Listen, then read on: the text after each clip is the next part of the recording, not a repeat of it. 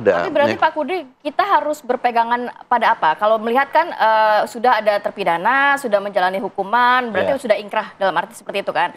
Tapi kalau kita mengusut di awal, kabarnya ada BAP yang diganti dan lain sebagainya. Belum lagi ada para terpidana yang mengaku ini salah tangkap. Kemudian juga nampaknya masyarakat juga bingung mana yang benar, mana yang salah begitu. Apakah memang harus kita start dari awal, penyidik-penyidik yang saat itu menangani kasus ini juga harus diminta keterangan, kemudian terpidananya juga harus diminta keterangan dan lain sebagainya untuk dapat mengungkap sebenar-benarnya kasus ini, Pak? Ya, saya akan merefer keterangannya Pak Wahyu tadi ya. Ini perkara ini menuntaskan, bukan membongkar. Ini sekarang pertanyaan, betul nggak ini menuntaskan? Karena sudah ada fakta bahwa orang yang terpidana yang sudah keluar, dia menyatakan dia tidak melakukan, tapi karena dia takut, karena dia ya itu akhirnya ini. Sehingga kan kalau dibilang, oh kenapa kamu baru sekarang? Kita lihat posisi orang itu siapa. Dalam posisi yang rendah dia wajar, dia takut kekhawatiran itu. Karena dia mengalami pemeriksaan kekerasan dalam ini, ya. Kalau kecuali dia bohong. Ya kan, tapi ya kita nggak tahu apa dia bohong.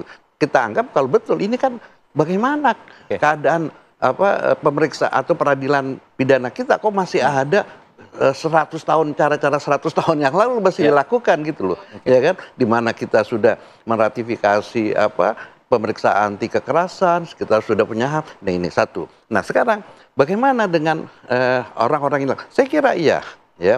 Saya kira ini sudah dilakukan oleh kepolisian. Tadi kita sebut ada audit, ya artinya ada pemeriksaan ulang. Nah sekarang Polri ya.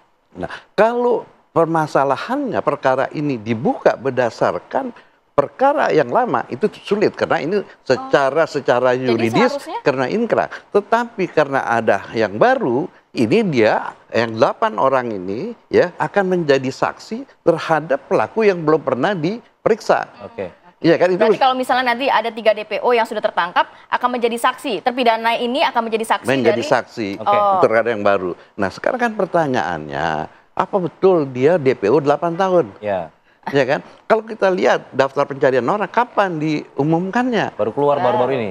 Nah kesulitannya saya kira memang memberikan katakan sketsa wajah. Orang-orang yang lama itu juga ragu gitu. Itu satu. Kedua, mungkin polisi hati-hati. Dia nggak mau kasih sketsa, jangan sampai salah tangkap lagi gitu loh. Ya ini gitu. Nah, jadi pertanyaan, apakah betul dia ini si Peggy? Iya kan? Kalau betul Peggy, apakah dia orang yang disuruh? Apa memang dia intelektual provokatusnya, otaknya gitu loh? Nah, kita lihat. Kalau dari lihat latar belakang keluarganya, apa iya dia punya kendaraan? Dia bisa menjadi geng motor kayak ini gitu loh. Iya kan, itu kan publik kan menanya apa iya. Kalau melihat dari backgroundnya kayaknya warga sipil biasa ya, nampaknya tidak sulit untuk pihak kepolisian untuk menangkap, mungkin tidak sampai 8 tahun. Jadi kan yang dikatakan Peggy ini kan berdasarkan dari 8 orang ini. 8 orang ini apakah dia mau menyembunyikan pelaku yang lain? Dia menyebutkan orang sembarangan, kita nggak tahu. Ya kan kita nggak tahu. Lagi. Ya ini karena mereka. Nah pertanyaannya sempat dicabut berita acara. Itu kan tanda-tanda bahwa sebenarnya ada sesuatu. Kita nggak tahu karena dia menyambut itu karena keinginannya sendiri atau ada orang lain yang menyuruh nyambut. Itu kan kita nggak tahu juga persoalan itu. Nah salah satu keraguan itu juga ditunjukkan atau diungkapkan oleh kuasa hukum 5 terpidana nih. Ada Pak Yogi Nainggolan yang meragukan sosok Peggy ini karena menurut informasi yang ia terima bahwa si Peggy ini dilaporkan oleh pemilik kontrakan dia karena punya nama yang sama. Nah ini bagaimana kemudian dari pihak kuasa hukum dari keluarga Vina menanggapi hal ini? Bagaimana kemudian keluarga Vina bisa meminta kepastian bahwa sosok ini adalah Peggy yang dicari? Apakah ada langkah-langkah pasti begitu dari pihak keluarga? Iya Mas. Mbak Jadi Putri. Kami juga, iya baik-baik Mas.